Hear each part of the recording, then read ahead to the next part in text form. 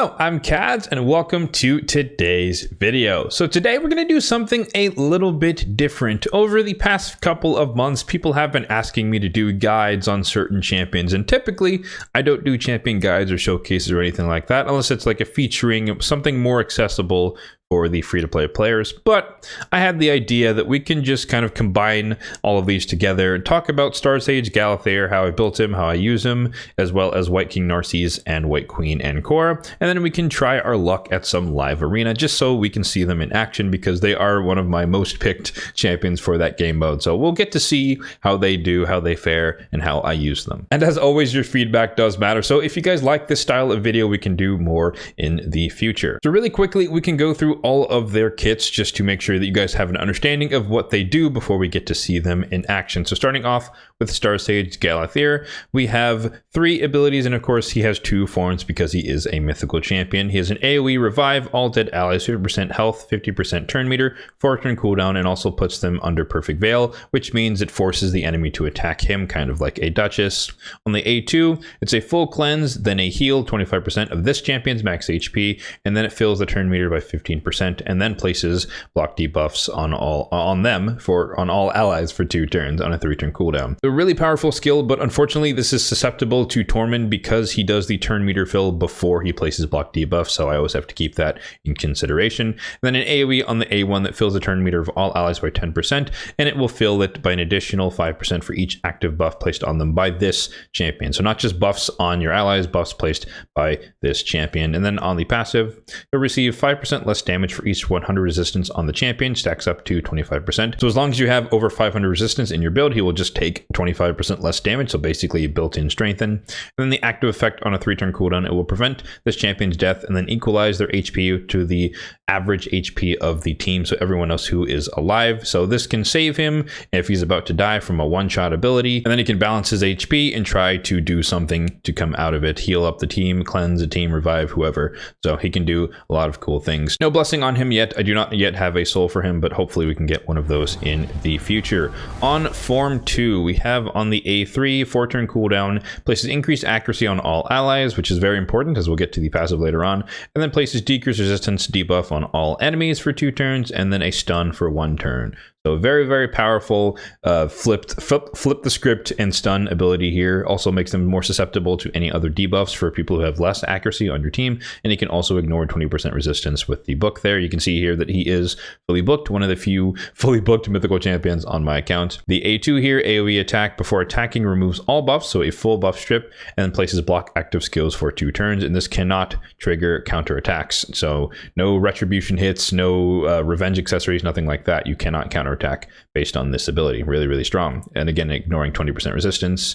And then on the A1, decreases the turn meters of all enemies by 10%, and then it will, same thing as the Form 1, it will increase it by an extra 5% for each debuff they're under placed by this champion. And then the passive is definitely where he kind of gets a little bit crazy, but the passive effect is that it will increase this champion's accuracy equal to 75% of their resistance when he's placing debuffs or activating instant effects. So anything he does in Form 2, kind of like the inverse of Mithrala, he's converting resistance into accuracy in order to do anything he does. So building him with resistance is the way to go, but having a little bit of accuracy as a bonus is not a bad thing either. And then the active effect here on a 3-turn cooldown is if the enemy's accuracy is higher than this champion's resistance, then he has a 50% chance of transferring any fear, true fear, or CC debuffs back to the enemy when they place him on this champion. I don't think I've ever seen that happen, but that would be nonetheless pretty cool to witness. The aura is 80 resistance in all battles, which is really strong for basically any area of the game. And we could take a look at his build here. I guess one quick note about gear ascension. I don't have a lot of gear that it is ascended, even though these are leveled up, they're not like re-rolled into the perfect stats. So this is like flat HP. I want speed.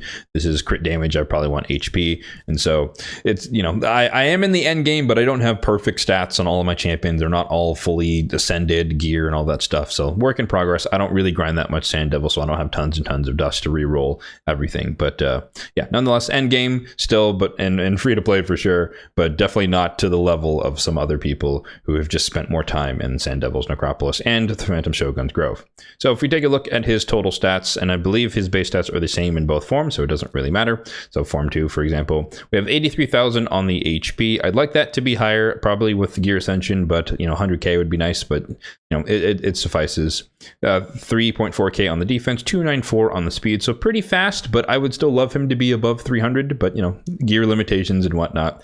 657 on the resistance, as much as I could possibly muster on him, and then a little bonus of 300 or almost 300 accuracy. So in form 2, I forget the math, but I think he converts about 400 of this over, so he has like 600-ish accuracy in form 2 with the passive, so keep that in mind. And then you can see here with the gear sets, we do have a resistance set, perception set, and a 2-piece stone skin. And for those who don't know, I will mention here that I do not abuse stone skin at all. I treat it as a 2-piece resistance set and nothing more. I will not build, maybe 3-piece, but I will never ever use a champion in 4-piece plus stone skin. I just think it's a cancer in the game, so I refuse to participate. So that's just my rule, not a recommendation, not a mandate for anyone else, but that is just how I choose to play the game. And obviously that comes at a cost of me being susceptible to everyone else who uses stone skin. So we'll probably see a little bit of that going on today. And then I managed to get a nice protection ring on him for a bonus of 20 resistance. So that's pretty nice. When it comes to the masteries, you can see here that we went down the defense and support tree. We wanted to end on Unshakable to give him a bit more resistance, which again converts into accuracy on form 2. So that's pretty handy. Pretty standard setup. This is like the anti-Siphi build. So you want to come down to wisdom of battle, and so that she can't perpetually sleep you. It's a 30% chance, but nonetheless, it's a chance to not get slept repeatedly, even though I've never seen that happen. Usually the Siphi just sleeps me like 4 turns in a row and I just end up losing the battle, but I digress. I think Retribution is pretty nice. Again, in form 1, he can counterattack and boost your enemy's turn meter. In form 2, he can counterattack and boost or decrease the enemy's turn meter, so it's pretty strong.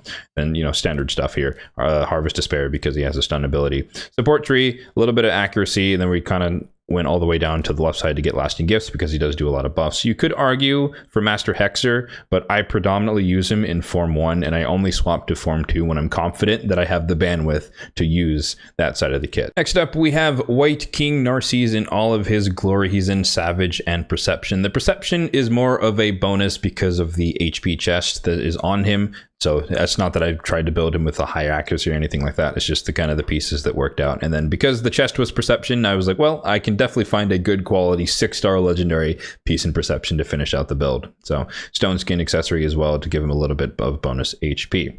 So in his skill kit, I think most people are familiar with it by now, at least at the higher levels.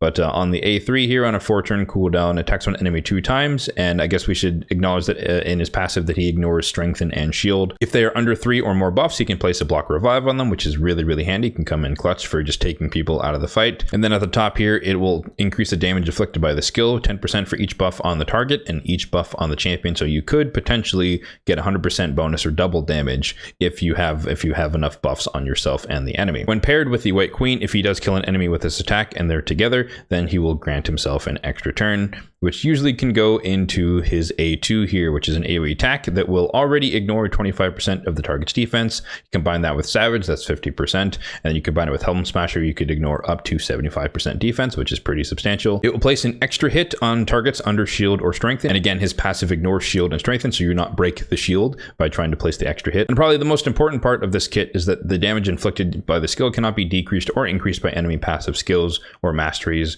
or passive skills, or except for the passive skills of bosses, and same thing in reverse for attacking. So that does mean he ignores things like Sigfrin's passive to keep him alive. He ignores Rhodos's passive. He ignores a lot of Candraphone's passive, Dutch's passive. So he can be very powerful in the right situation. Especially if the targets are under shield or in bolster. And then the A1, pretty basic, attacks when an enemy has a 50% chance when booked to increase the cooldown of one target skill by 2 turns, and then you cannot resist that effect if White Queen and Core is on the same team. He has an aura for HP percent in all battles, 33%, pretty substantial. Sometimes I use him as the lead, it depends who the bans are for Live Arena. And then for the blessing, I went with Heaven Cast for now, just because he already has some power up on the A3 when he gets more buffs, but I probably will switch this over to Ward of the Fallen once I get get to the higher tiers of his awakening. I forgot to mention the passive here. He does receive 50% less damage when enemies attack him, and it's not their active turn. So that means like counterattacks, ally attacks, anything like that. And then if they're together, White Queen and Korra's on the same team, he will receive no damage. So it's actually very, very fun to use him against blender teams because he doesn't take any damage from the ally attacking champions or anything like that. If you get counterattacked, Retribution doesn't do anything. Revenge accessories doesn't do anything. So it's pretty awesome to see that in effect. And again, as we mentioned, ignore shield and strengthen. So if we take a look at the build on him, we have a whopping 102,000 HP, 3.1k on the defense, 233 on the speed, full crit rate 252 on the crit damage, and then accuracy resistance don't really matter. They're not really important to the build. And once again, highlighting that I don't have a bunch of ascended gear, but I did manage to reroll this one into crit damage, and I will eventually take it to 6 stars. I'm just waiting for more progression in the Marius missions. And then I did also get these boots that would actually, I think this was the first roll that rolled HP percentage on the boots. So I might switch that to speed in the future, maybe, but for now I'm kind of digging the extra damage from the HP percentage. For the masteries, pretty standard nuker type masteries here. Behind my head, he's ending on Helm Smasher, of course, for the tier 6 on the offense tree, and a bunch of things. Cycle of Violence is a good one to get because he does put out a lot of damage. Ruthless Ambush or Whirlwind of Death, he gets more speed for killing people, stuff like that. And the defense tree is pretty standard stuff coming down the Resurgent route, that's a broken mastery, and then ending on Retribution for the counter attacks. And then lastly, we have White Queen and Korra, who's in another mix of interesting gear. We have 1-piece protection for the bonus of 20 resistance, 2-piece Stone Skin, again I use that as a resistance set effectively, and then also 2 pieces of Righteous. Honestly, Righteous is a fake set, as I like to call them, anything from the Forge Pass, because as a free-to-play player you get like 15 5 to 6 star rolls every month or so, however often Forge Passes are, so you basically get nothing when it comes to gear. But I did manage to get speed boots that rolled like horrendously terrible, but there's speed boots in the set, and it's more about the set bonus here than the actual stats. So hopefully I get a better pair down the road. But we'll take a look at her stats and then go through her kit. But 91,000 on the HP, so very high on the HP, 2,500 on the defense, 276 on the speed, pretty quick, and then 652 on the resistance. You do want to build her with resistance. So what does she do? She can revive one dead ally single target revive with 50% HP, 75% turn meter, and it fully resets the cooldown of their skills, kind of like a Godseeker in Eerie. If the target is White King Narcisse, he comes back with 75% HP and 100% turn meter instead, and then it will also decrease the turn meter of all enemies by 10%, which can more or less guarantee that Narcisse is going to go next, but not always. It depends on the relative turn meter fill of the enemies. On the A2, we have a full cleanse, and it places a shield equal to 25% of this champion's max HP, and if White King Narcisse is on the team, it will also place strengthen. So it's kind of funny that if you were to run Korra against a King Narcisse, she would make your team weaker by putting up the shield and the strengthen. So it's kind of dangerous if you pick Korra and they pick Narcisse, you can't really use this cleanse. So it's kind of unfortunate. But also it will fill the turn meters of all allies by 10%. And then the A1, which can be very, very clutch in a lot of situations, but has a 50% chance of reducing the cooldown of a random ally skills by 2 turns, except herself. Unfortunate. But if White King Narcisse is on the same team and he has any abilities on cooldown, it will decrease his, so it will prioritize him over any other champion on your team. And if he's on the same team and he has everything already ready to go, then it will go to some other ally on the team. And then as a little bonus, if the skill is fully reset, they get a tiny bit of heal based on her max HP. And then the passive is pretty cool. Whenever an enemy tries to place any CC on the ally with the highest crit damage, which you can somewhat select depending on your team composition, it will transfer the debuff to this champion instead. And the coolest part about this is that it checks her resistance when they try to transfer it. So she could potentially just resist if it's someone like a Mashald, for example, who you want to build with accuracy and damage, but probably not like 600 accuracy. So she would steal the fear and it would check her resistance versus his accuracy, and she might just resist it and that debuff goes away, which is pretty cool. So it will fill her turn meter by 50% if she misses her turn due to one of the debuffs. So if she's stunned, she'll miss her turn to the stun, but she'll start immediately with 50% turn meter right after, so she might be able to cut in line ahead of somebody. And then at the start of her turn, if White King Narcisse is on the same team, it will fully cleanse her ability, so she won't miss a turn at all, and it will remove the CC that she stole from him or some other person on the team. For the blessing, I did go with Life Harvest. I haven't prioritized her in terms of spending soul coins on Essence, but I would like to eventually get that to 3 star, just so she gets that little bit of turn meter fill, speed in all battles on the aura. We looked at the build already, or the artifacts at least, and the masteries here are pretty similar to Star Sage, but we're coming down the defense and support tree. Support tree, we're more focused on a little bit of the speed boosting things, so a little bit more HP, a little bit bigger shield, and then whenever her buffs expire, she gets a little turn meter, lower steal for more speed and more resistance based on her build, and then Spirit Haste because she is a reviver, so I want her to go as quickly as possible if people start to go down. We're coming down the T6 to get more resistance on her, so Unshakable Retribution is nice because she can reset the cooldown when she counterattacks, so again, that's nice to have. And then again, going down the anti-Siffy route where you can get block debuffs if you happen to get stunned or slept or whatever. And unfortunately, like things like Siffy's A1 cannot be resisted, therefore, you know, even her resistance check will fail, but she will steal it from the target. So she can kind of work like a UDK in terms of stealing the sleep, at least from the champion with the highest crit damage. All right, so let's hop into live arena. We've got just less than an hour to deal with, and so we can get a good number of fights, we'll see. And I plan to keep them all in wins and losses. So to level set here, I am not some like goated live arena god. I'm only in gold 1, maybe on the edge of gold 2. And honestly, the only reason I was able to climb this far over the past like few months was because they made that change to make losses less painful, or was it loss of 3? I think, let me check my battle log. Yeah, I think they made losses -3 and then wins +5. And so that's the only reason I was able to climb, because before it was like 5 and 4. So if you win, lose, you gain 1. So it's just super slow, and I was bouncing in and out of silver 4 and gold 1 for a long time. But once they made that change, I was able to kind of net gain over time, but I digress. So the one thing I want to point out here is that my win rate is horrible, 58%. So we are not going to see me just steamroll people, even though I have some good champions. There are a lot of people who have a lot better champions. So just keep that in mind. Again, we're going to keep all the fights in, wins and losses. So do not expect me to just steamroll over people. We are most certainly going to lose some battles, but I will try to talk you guys through some of the strategies that I use to try and win. I think the most important thing to acknowledge when it comes to live arena is the draft is where you win or lose the match, and then maybe you can affect things in the match itself. So I get first pick. You guys already know we got to pick our Mons, because if you don't pick it, they're going to pick it. And now the way I approach this, I have absolutely no intention of using Armands at all in the fight. I'm just picking him so that they have something to ban so that I can actually build a team with the rest of my champions. Now, they took my Arbiter, which is usually what I go, and I pretty much always go with Harima because she's one of the strongest champions in the game. So in this case, I'm going to counter with Ancora and Harima just to get that just to get that going, and we'll see if they pick Narcisse. They might. In this tier, some people have them, some people don't. It's kind of a mixed bag, but we'll see. I don't want to pick Narcisse in case they want to try and do something to counter it. Oh, that's actually perfect. They picked a Krisk and a Mithrala, so they both have shields, and then Mithrala has strengthen. So this is going to be great.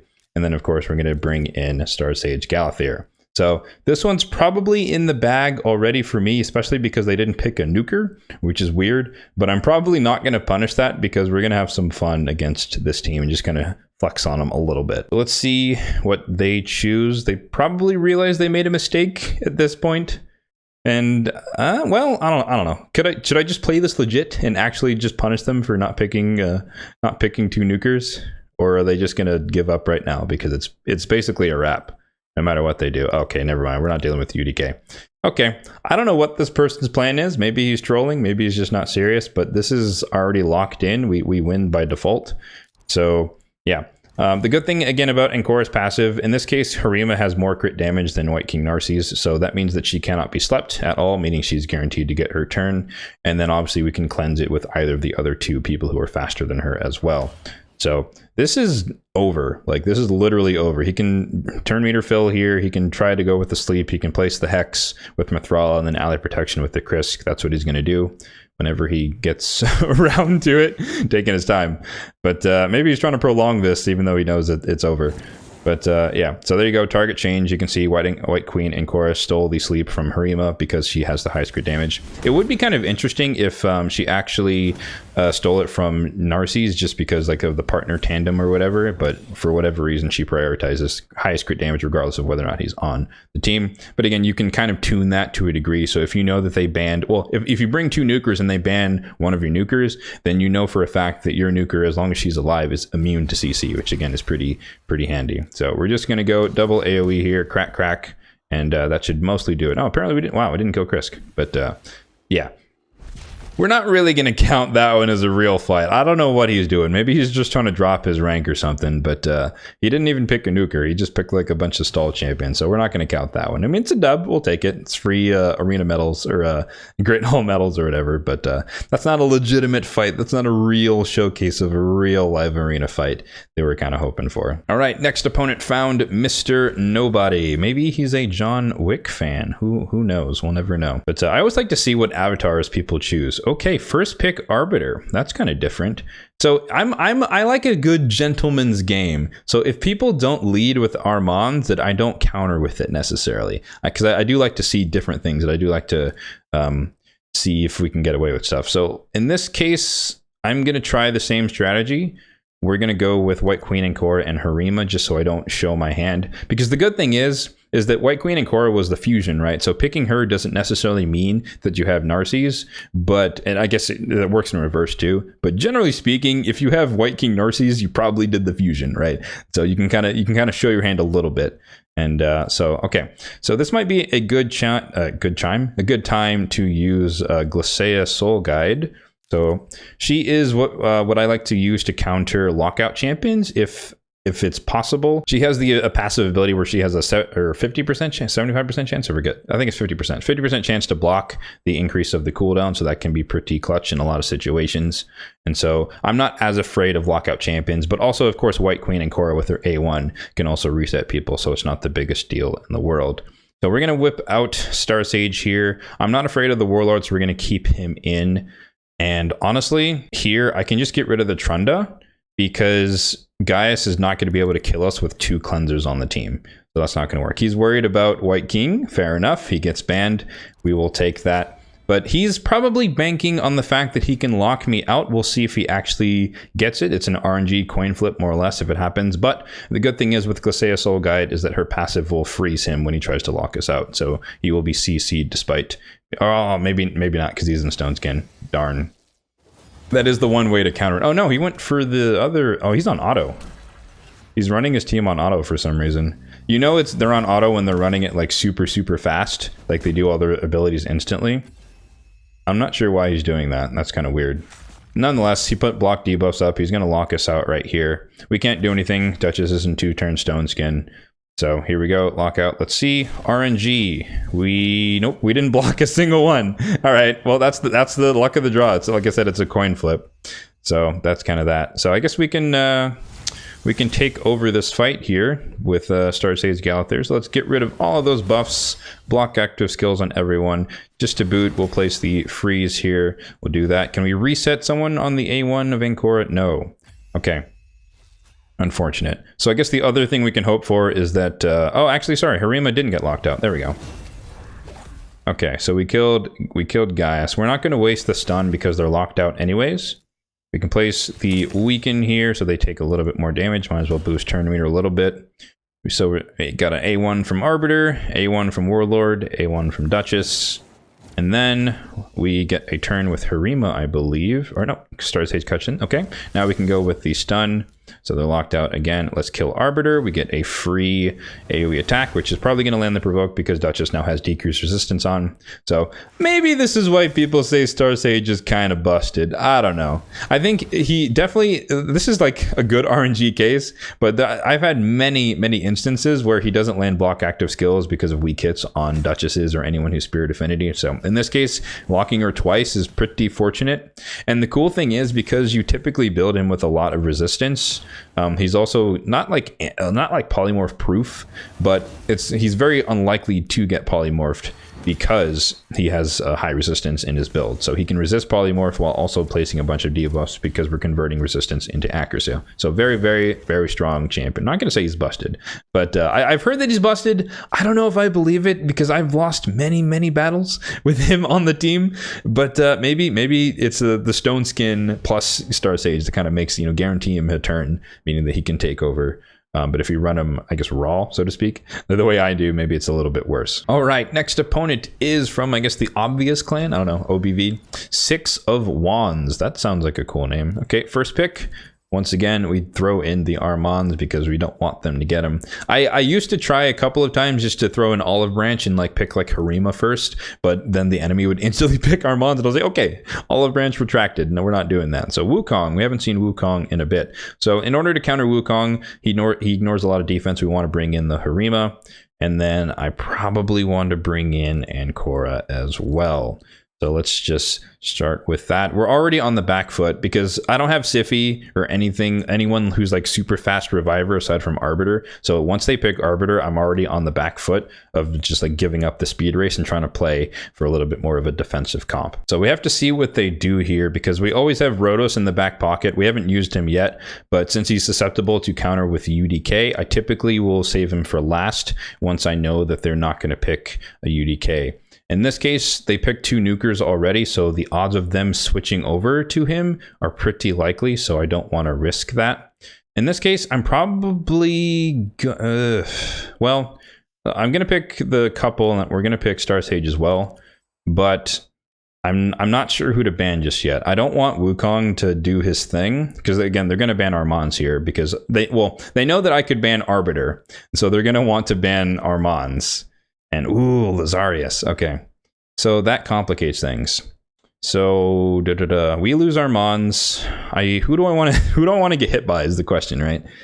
I don't want to get controlled by Mikage, honestly. I'm kind of more afraid of that. And I think we can kind of weather the storm of the others, but this might be a mistake. We'll see. This might be the first loss of the day. We'll see what happens there. They're going to go first. I don't know. Does the speed aura matter if you know you're not going to go first? Let me know in the comment section down below. But usually I'd opt for like a resistance aura or HP aura or something like that. But we'll see what happens here. The reason I picked Mikage there is because she can put up a lot of buffs for Taurus, and he hits a lot less hard if he doesn't have a lot of buffs. So in this comp right now, the only buff he should have is increased attack from Arbiter, but he's HP based, so it doesn't really help. But we might also just die straight up to Lazarius when he flips forms here. So we'll see what happens. We'll see if we can survive. Harima can do a little bit of work. Block buffs. Okay, that's not scary. So this is only 2 buffs on him. So he might kill like Ancora, but he's not going to kill us all. But he might bring us... Okay, never mind. I was wrong. I was very, very wrong. All right, that's a very strong Taurus. The good thing is Wukong can't actually kill Galther because his passive is going to come into play and he's going to heal himself based on everyone else's HP. So he's going to go for the bait here, the A2. Denied, which is great. So we can try and take... Oh, no, we don't get a turn yet. Okay, no, GG's. We lose. We lose. He's going to switch form and murder us all. Or no, he's keeping him in Form 1. Maybe we have a chance. Everyone's under Veil. And they're under Strengthen. So this, honestly, okay, he's under 3 buffs, so mistake is made by him, so Wukong is gone, dead forever. Double hit here, ignoring Taurus's passive. Boom! Victory. He should have won that. I hate to be that guy, but he should have won. He should have switched forms on Lazarius and done something in the alt form, because I was really weak at that point. So I don't even know if Lazarius has an AoE, but he would have finished me off. But he let me win. I'll take it. So we got 40 minutes to go. Let's keep going. Just see how many battles we can crank through in this time. And yeah, so we got to see a couple of cool things in that particular fight. So Wukong once again had 3 buffs up, which means he met the threshold for being able to block the revive on him. So sometimes, not always, I run White King Narcisse against Wukong just in the off chance that he happens to get 3 buffs on. But a lot of the times, if he gets a bunch of buffs, we're dead anyways. So it's not a guarantee. But definitely Harima is the way to go for that, just because she reduces his ignore defense by half. And so instead of him potentially ignoring 100% defense, the worst he can do is ignore 50%. So mitigates that a lot more. What else did we see? We got to see the double hit because they had Strengthen up. And so we got to take advantage of that. So here is a case where I have Armands. They didn't pick Arbiter. They picked... what's her name? Marichka and Ancora. So this is a weird split because that means that they probably have Taurus and Narcisse. So we're going to try and interrupt them a little bit. And I'm going to take Arbiter so that even if they ban one of the speed leads, we're probably going to go first compared to them. And then I'm going to steal White King Narcisse because I don't want them to have the double power couple because that could be very, very deadly. Unfortunately for me, this probably means he's going to whip out some crazy mythicals here, but we'll see what they do. I'd still like to get Harima in the mix just because I'm always afraid of Wukong's and other people who can ignore a ton of defense, but we'll see what they choose and react accordingly. And of course, Star Sage is probably just waiting in the wings. I usually don't pick him first because even in Gold 1, a lot of people don't have him. I'm one of the few people who does, probably in the game, but I don't feel the need to pick him first just because he's not as accessible as some other, well, as any champion really, right? Because he's a mythical. So you'll always see me put him last in, unless I'm like dead set that they're like picking like 3 mythicals straight out of the gate, and I'm like, ugh, maybe we do need to concern that. So if I'm reading between the lines here, the last pick is probably going to be Sify, and that's one of the things you'll start to realize the higher up you get in live arena, especially in gold, the amount of champion diversity really starts to shrink, and so you're just going to see the same types of champions again and again and again. So they got Taurus and Marichka, which is unfortunate, and they're going to pick Sify here for sure to pair with the Rhodos. So obviously Rhodos is out for me, and I would love to use him against this team because he could start blocking Revive, which would be handy. We're going to pick Star Sage, of course, and we need something resilient. I'm tempted to go Stultus, but I think I'm actually going to go with Wukong's. That way we can control Taurus a little bit, because Ankora thankfully cannot steal Polymorph. So my prediction here is that they're going to get the Sify, and so they're going to have Sify Rhodos. I guess he was trying to get as many of the power couples as he possibly could. So he gets Sify Rhodos, Taurus, and Marichka. He does not get the Queen and the King. But taking his pretty time here, I'm pretty confident it's going to be Sify. No, UDK. Interesting. So with that in mind, he's trying to counter the Wukong, which means that he might actually try to what? He might try to ban Narcisse here. So we want to keep her in because she gets countered. We want to keep them in. So I honestly am probably going to try and ban the Rhodos here. Now, obviously we are, okay, they're afraid of the Armands. Good.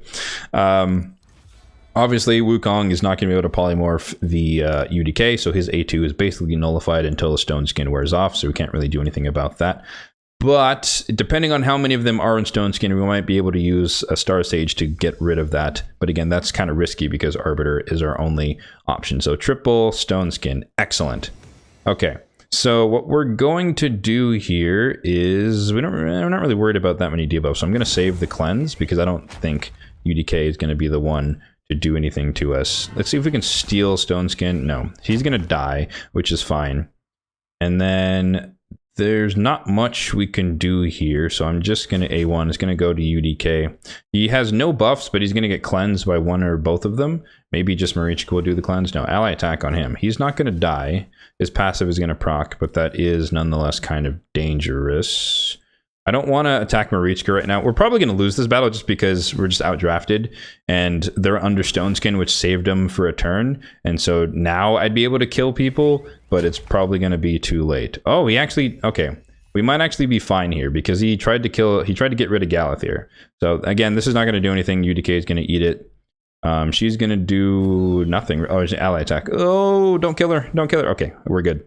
We're good. All right, Star Sage, she's back. All right, so now Stone Skin is gone from most of them, so we can take advantage of that. No one's under 3 buffs, but we can ignore a bunch of passives here. So that should kill. Oh, I thought it was going to kill both of them. Okay. Well, Marichka is still alive, so that's unfortunate. So she's gonna revive everybody else. I wanted her to actually die there so that we can get rid of that, and then I could focus on the other two, or focus on Ankora and getting her down so that no one can come back to life. But unfortunately, that was not the case. We still have Narcisse's A3 to use, so we might be able to take advantage of the fact that we will. Oh no, we won't get an extra turn because I don't have Ankora. Never mind. Do we want to revive them right now? Yes, we do. So we're going to do that, and then we're going to hope that we have enough juice in our Wukong to just one-shot the UDK and kill... Oh, almost. All right. I think that's still a dub. Okay, we flipped it around. He leaves. GG.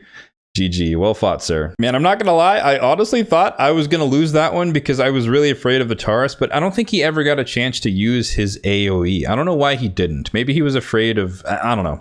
I think he could have done a lot more damage there. He went for the kill on the Star Sage because he was afraid of him changing form. But like I said earlier with my particular strategy, I don't use the second form unless I really need to start taking control of the fight. And especially when you're starting off with a bunch of Stone Skin, I'm not risking it. trying to strip it off and risk him not doing anything, and then they just cleanse the block active skills off of Taurus, and I just die. Because like I said, on his main form, on form 1, he can actually, you know, save himself to a degree. But once you flip to form 2, if he dies, he's gone. And then Arbiter is a fairly weak reviver in terms of tankiness. So if Taurus wanted to kill her outside of his A1, he could most certainly kill my Arbiter. So I think he played it a little bit weird there by using the A2, I guess, or I don't know Taurus's abilities, but he played it a bit weird by doing that. So I guess this is the first time we've actually had them pick our Mons first. So my standard counter to that, which is not really a counter, but my standard response to that is going Arbiter and Harima. And so Arbiter is typically my like ban bait of like speed versus speed, because they already know that I'm probably going to ban Armand. So we'll see what their actual strategy is for the rest of their team. So Narcisse and Lazarius. Okay, I think we've won too many games in a row. I think that's what the game's trying to tell us. So this is problematic for a couple of reasons. I'm actually going to reveal the star stage here just because I'm a little bit afraid. Again, when people start picking mythicals early, I get a little bit less confident. I want to save my nuker for last here, so I need to pick another support. I don't want them to have Ancora, but I don't think she's strong enough for this particular fight either. I would like Wukong, that's what I'm thinking, but I'd also like to use Rhodos. But I might actually... No, we can't use Necrit because they use Narcisse, so that's a death sentence. I think we just go double tank or triple revive. We just grab the Pythion here, and we'll take our chances against the Magic Affinity nuker there. Obviously, if we revive with Pythion, he has strengthened, so Narcisse can go ham if that's the case. But we might have forfeited Ancora, but I think, again, running Ancora against Narcisse isn't the strongest thing in the world. So yeah, she's going to steal that, or he, or I don't know, Halcyon, whoever. Siphi and Ancora, yeah, we probably lost this one. Gonna go out on a limb, but thankfully they don't have Rhodos, which is kind of nice. So we can go Rhodos, and we waited last so they don't have UDK either. Obviously, we have to ban our Mons, or else it's guaranteed to be GG. They ban Star Sage, which is scary. We're probably going to lose the speed race because they have a speed aura. My Arbiter is like 350 something speed, and I expect the Siphi is faster. And what's going to happen? She's going to use her A1 to sleep the Arbiter, so we miss our turn. Therefore, we don't boost anybody up. Oh no, we're actually faster. Okay, maybe we do have a chance. We have a very, very, very small chance here. Okay. So we're going to do this, and then, nope, she cuts in, darn. But at least we're immune to the sleep. So she's going to boost turn meter, and then Lazarius cuts in. No, he doesn't. Okay, so in this case, I want to reduce the damage output of Narcisse by destroying his max HP. So we'll do that. Arbiter, unfortunately, she's in divine speed. So she's very weak to Narcisse. Oh gosh, he's just going to go in. Ugh. Okay, Harima for the win. He saved us. All right, we're going to murder you. Oh my god, I couldn't even kill one person. Rip. I really wish we got a retribution hit there. That would have actually saved us. Well, she can't do much. She can cleanse. He might just kill everyone. Okay, maybe not. She can't sleep him. We can revive here, but again, if Ancora gets the reset off and Narcisse has his ability again, then we're absolutely dead here. So thankfully he didn't kill anyone, so we're not locked out, because that would have been automatically GG. And whoa, well, I spoke too soon. All right, it's over, and Narcisse got the reset. Oh, we get polymorphed. Well, that's just okay. Insult to injury, and yeah, we're dead. We lose. GG's. Narcisse has his ability back, or Lazarius will finish us off. Oh, maybe not. Oh man, he popped her out. Yeah, he has his ability back. GG's. We lose, and yeah, that's how it goes. So once again, you can most certainly lose in the draft. Doesn't matter if she survived. We're locked out. So we're just gonna get. Oh no! Oh my god! Do we have a chance? Is it not over? Maybe, ooh, maybe we do have a chance. We're gonna get slept here. She's gonna sleep Rhodos or Harima, either or. I thought he was just gonna one-shot, no, he's gonna kill someone again. And then we're gonna get locked out again. Or wait, does it only happen once? Okay, I really should read up on the mythical kits, because I don't know. I don't have my cleanse because we're locked out. Harima is gonna be perpetually slept every time she wants to go. And they're just biding their time before Narcisse has his AoE again. Honestly, he's just going to go for the A3 here on Arbiter or Harima or Pythion. Okay, extra turn. And then AoE. And no, we're still alive somehow. Harima's passive is doing mad work here. But now we're so low that there's absolutely no way that Lazarus doesn't finish us off. So, okay. We got baited there by giving me hope, but we're most certainly going to lose right here. Come on, finish us off. There we go. And we're locked out. Okay. Should be over now. Honestly, we could just leave, but we'll give him the satisfactory victory of finishing us off. There was there was a brief chance, a brief moment where I was like, are we actually going to turn this around? But nope, was not the case. All right, we've got just under a half hour to go. Let's keep grinding through and just see how many battles we can crank out. So once again, guys, let me know in the comment section down below if you guys are enjoying this style of video. I don't normally do live arena content, but nonetheless, it is something that I have been working on. Obviously, I did climb all the way up to Gold 1 over the many months this has been out, and so I just haven't really shared much on it. Okay, gentleman's agreement. He did not start with Armands, so I am not going to start with Armands. And because we lost the last battle, we probably are going to be given an easier opponent. We'll see. So we're going to try and contest them in the speed race, speed lead. We're going to run Harima, which is great against Wukong. We got Duchess Helikath, which is not that scary.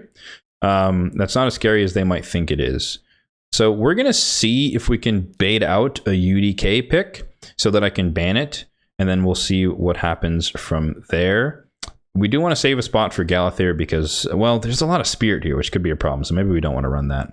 I might actually whip out the Torment here, depending on what they do. So we want to pick another support, though. Ideally, not Force Affinity. Ancora. Let's go with Ancora, just because we can... honestly, having the ability to reset people's skills when you revive them can come in very clutch sometimes. Okay, well, that changes everything. We're getting rid of the Warlord. And yeah, so I think we're gonna run Star Sage here. We're getting rid of the Warlord because I'm not confident with Arbiter and Korra as my only revivers because again, I don't have Stone Skin. There's no bolster going on. So we baited out the ban with Star Sage. That's good. That gives us kind of a bit of a fighting chance here. So Duchess is for sure gonna be in Stone Skin. Maybe the Rhonda might be in Stone Skin as well. We'll kind of see. Yeah, God. Okay, everyone's in Stone Skin. This is Raid, guys. We love Raid. We love Raid so much. This is what we're doing, huh? Okay.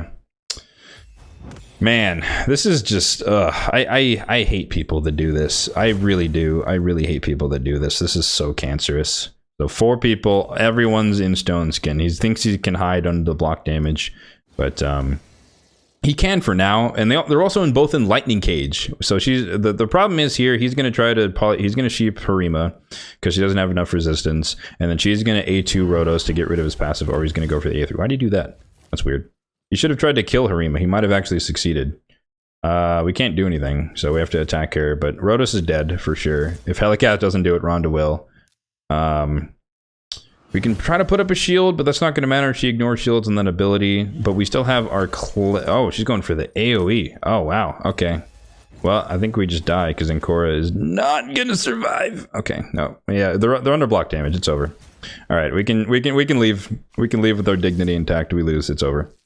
He played that differently than I would have, but it worked. I guess the Rhonda had enough damage, but that's just... We lost to Stone Skin. That's literally all that happens. That's why I hate that set so much, because it's like they didn't do anything skillful there. I couldn't do anything for a turn, and then they could just hide on their block damage and veil and then do damage because Stone Skin. So my least favorite thing that they've ever added into the game is absolutely Stone Skin. So that was a game where a match. I honestly regret not going Armands because then I would have had a chance to just like rip someone off rip it off with the polymorph ability. And yeah, I guess I should mention that, you know, as far as Armands is concerned, I do like him as a champion. I totally acknowledge that he is most certainly overpowered and overtuned, and they need to do a little bit of tweaking.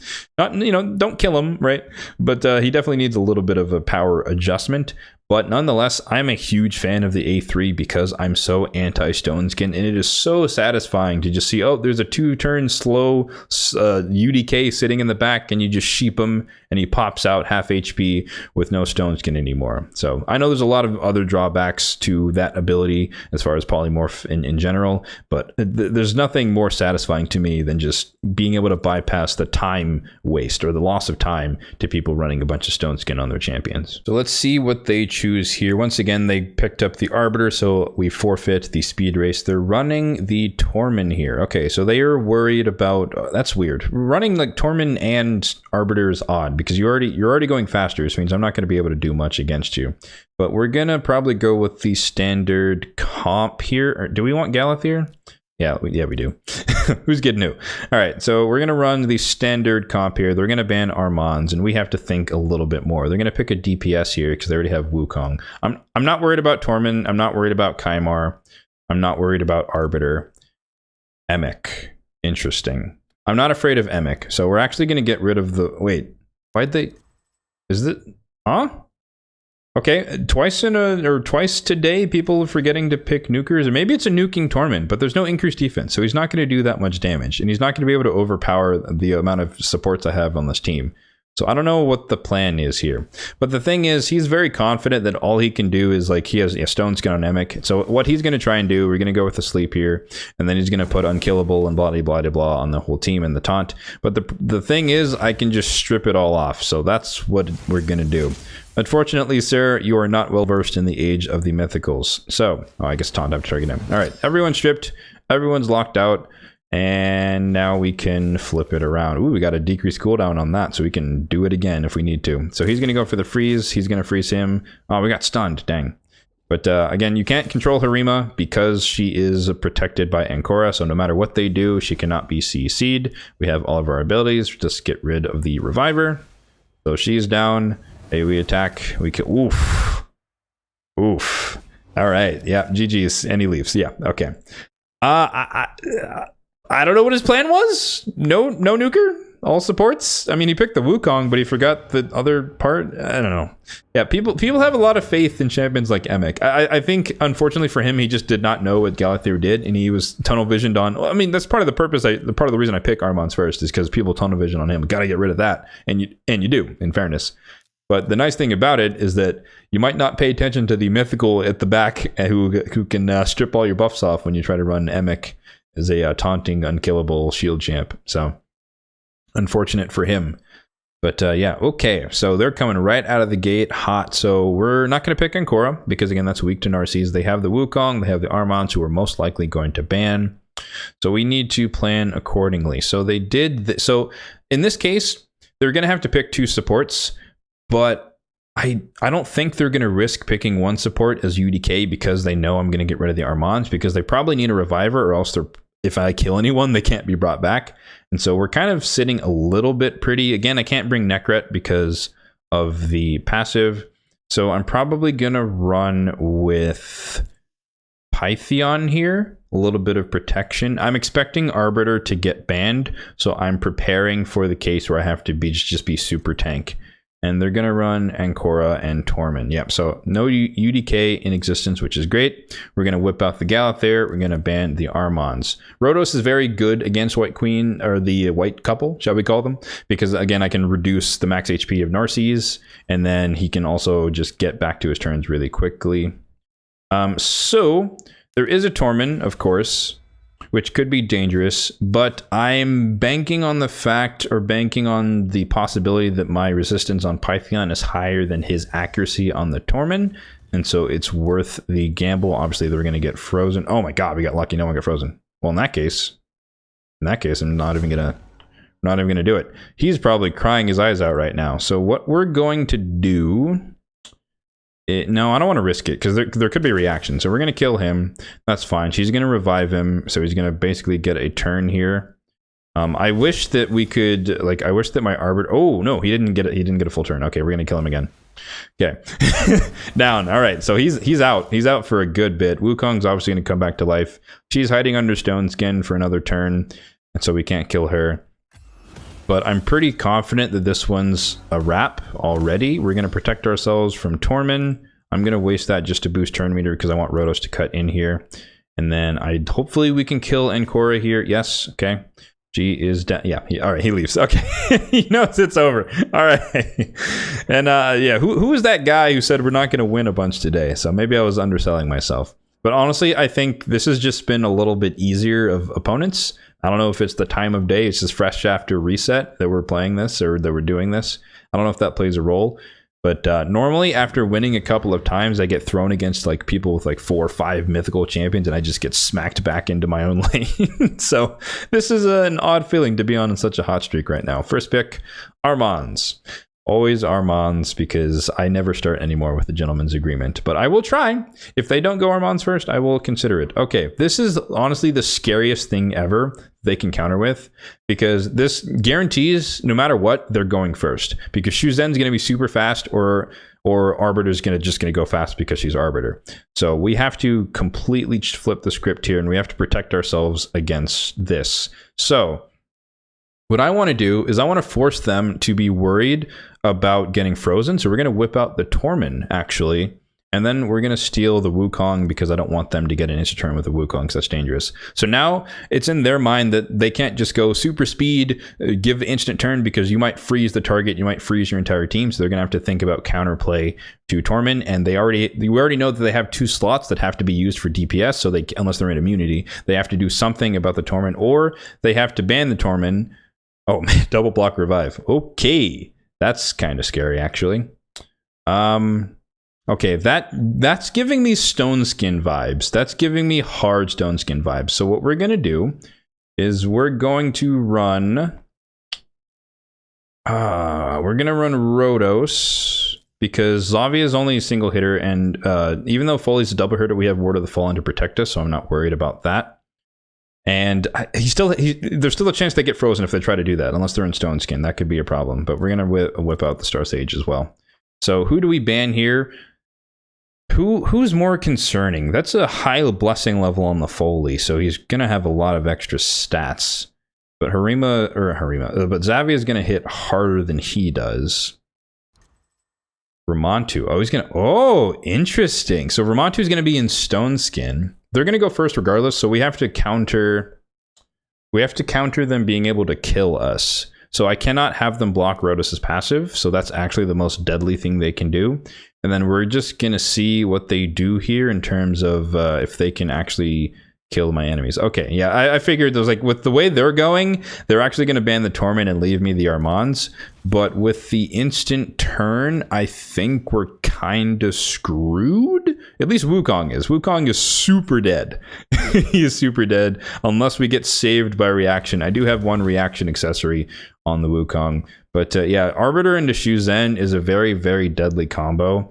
And there's really not much I could do about it in this case. It was kind of a lose-lose no matter who I banned, because they have double block revive, and so it's guaranteed to happen. They have double speed boost, so that's guaranteed to happen. So the only variable that I could try to interrupt would be the ability of him to block Rhodos' passive. So we cut in there, which is great.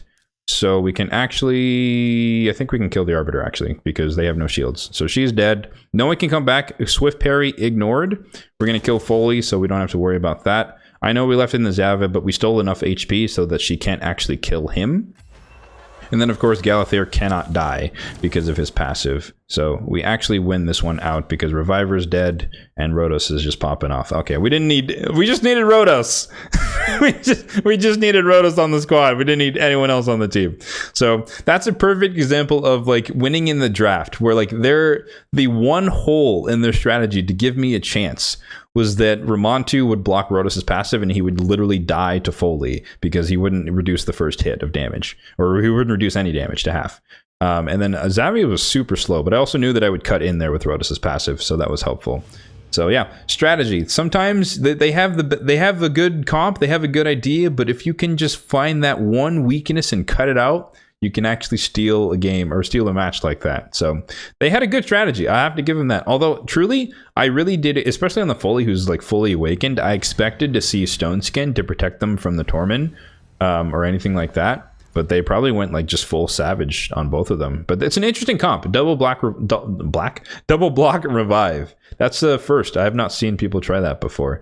An unawakened Armands. Did you miss the Titan event, sir? That's a bit weird. I mean, I'll take it. I'm so used to seeing 5-star polymorph in everyone. You can see here that I run temporal chains. Another thing I don't run typically is polymorph because I'm not a fan of that either. I do have it only on one champion. That's Ramontu. But I don't use him that much. He's very rarely used, at least in live arena. He's not worth the slot in a lot of cases, unless like the last guy, you're really convinced that your strategy going to work.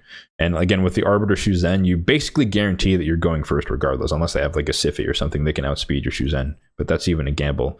Okay, so he's going super hard into speed, which means that we definitely want to whip out the Torment here to break that all up.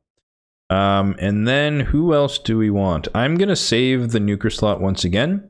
We're going to pick the Wukong here, or the Wukong. We're going to consider the Wukong here and pick the Star Sage so that we have two ways of not dying.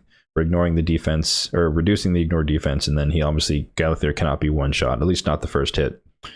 Although, one thing I found really funny, or happened to me, because I've used Star Sage a lot, and he's been dying. He's won a lot of fights for me, but he's also died a lot. And one of the funniest ways that he went down was actually Rhonda, believe it or not. Even though she's weak affinity to him, the fact that she can get 4 hits means that like the first hit or 2 or 3 might proc his passive that keeps him alive, but the extra hits can just bypass the rest and just can't finish him off. So multi-hit abilities are a great way to deal with him.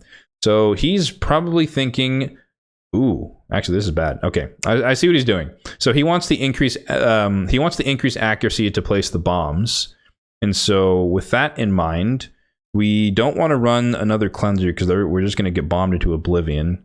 So what I actually want to do here is I'm going to whip out the Mithrala, and then we have to ban the Armon. So he's going to ban Arbiter, and that's fine. And he has the Lady Kimmy with the Wukong Speed Aura, and then he's going to stall with this. So this is risky, but I am banking on the fact that hopefully his Nishak does not have enough firepower. Oh, he banned... Okay, interesting. He banned the... Mithrala. Okay, so he's really afraid of me being able to resist him with increased accuracy. He also doesn't have increased attack or weaken with the bomb, so they're not going to do maximum amounts of damage. So we'll see what he can do here. He's going to go first. He's going to have increased accuracy. We'll see if it's enough to overcome the resistance of Star Sage. It probably is, I'd hope, because like, I only have 650, and so as long as he has like 400-ish accuracy on Nishak with increased accuracy, he should be able to land. Or no, it's 400 would be 600. If he has like 500 accuracy on Nishak, he should be able to land all the bombs.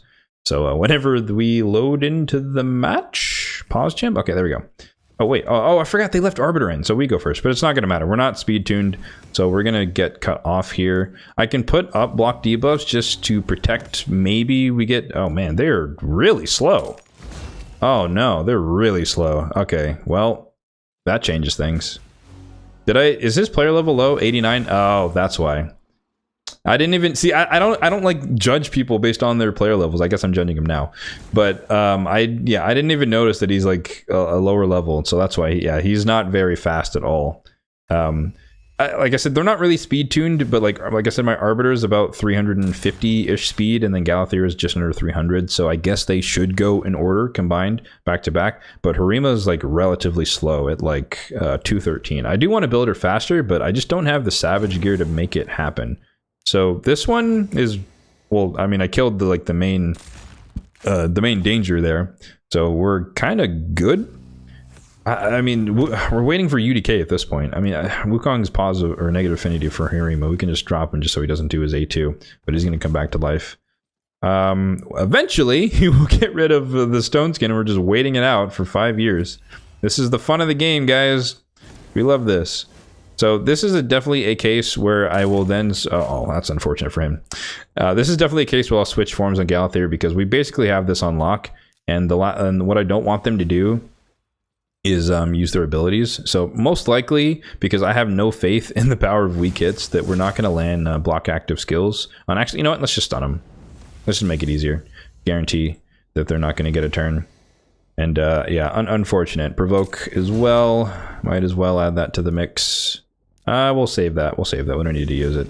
This feels like I'm playing with my food. Honestly, this is one of those cases where, like, if you're the enemy, you should kind of just leave. Like, the fight's over. Like, the fight's over, and you know it's over. Soul Reap is going to finish him off. And there's really nothing he can do here. Frozen. I do have my Torment in a stun set, if anyone was curious. So I am one of those horrible human beings who runs the stun set Torment. Yeah. So, yeah, I guess preying on the low levels there, a little bit unfair for that guy, unfortunately.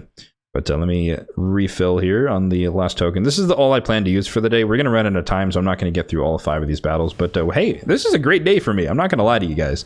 This is an excellent day of progress. We're getting very, very close to gold 2, which I think is just going to be even harder. Although I've already been facing people, above and below. Like, I mean, gold 1 is a large range, not long, a large range of ratings.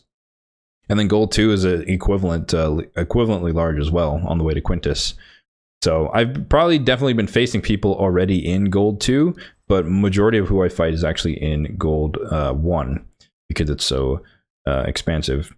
So here, this is interesting. We haven't seen a Yumiko or a lockout champion in a while.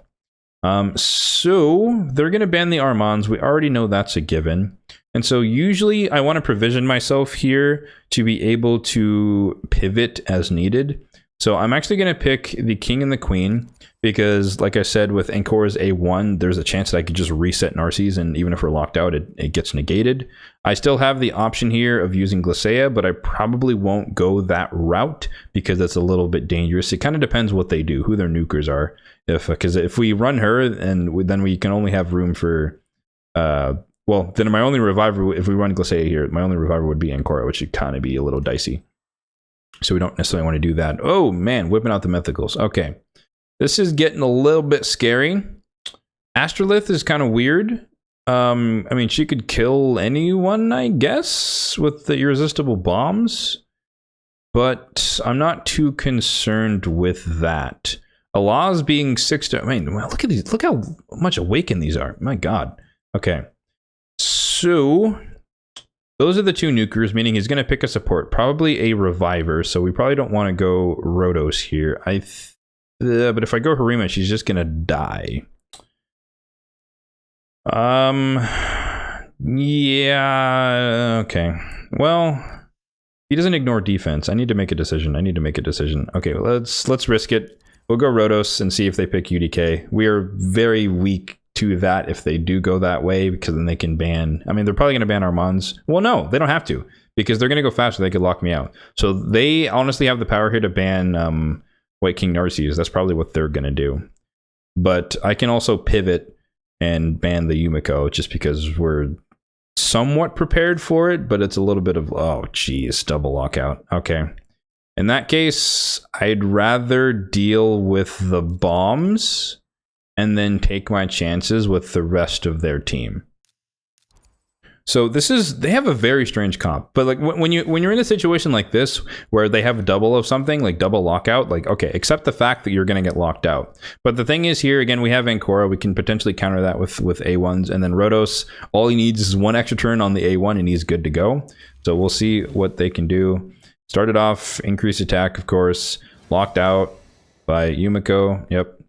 And then we're going to get the bombs placed, or, well, I don't even know what you do here. Does she reset her? Are they going to go for the cancer route where they just reset each other forever and ever? Is that what we're going to do here? Well, I guess Yumiko already used her ability. Decrease resistance, that's irrelevant because her bombs can't be resisted. Who is she going to kill? She's going to try and kill him. I don't know how that works with his passive. I guess we'll find out together. Does he die? Maybe he does die. We might... oh, he lived. Okay. So in that case, whew, okay, lesson learned. I was like, I actually don't know how this works.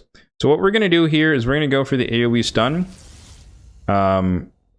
Or what? Okay, I guess Crixie resisted it. That's unfortunate. Because the Hex wasn't out there. So I don't know what happened there. We did not get the extra turn, but she reset. Oh, well, she's going to lock us out again. He's dead.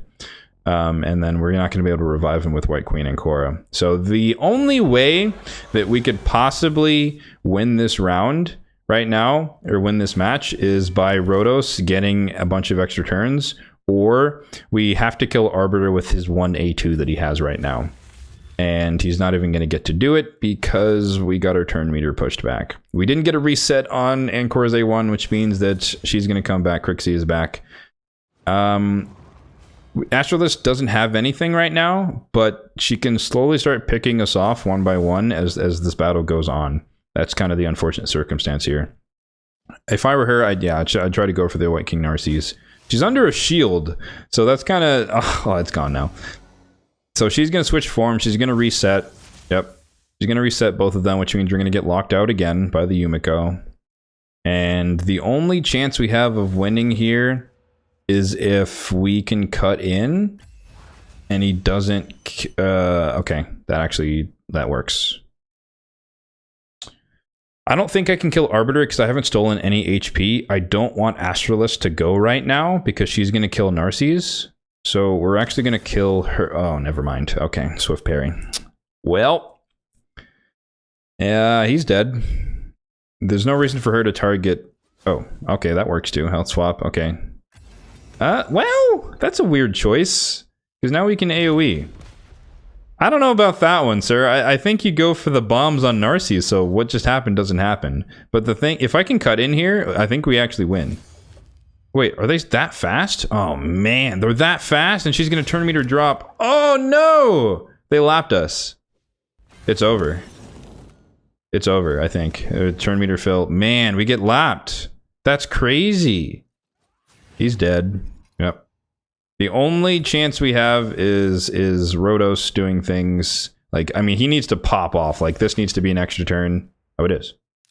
But still, even then, he has decreased defense on him now, so he's dead. I think we lose this one. Oh man, I didn't think we were gonna get lapped. They're just that fast. My Rhodos is pretty quick. I think he's at like 240 speed, but they literally full lapped us there. That's actually kind of crazy. Unfortunate.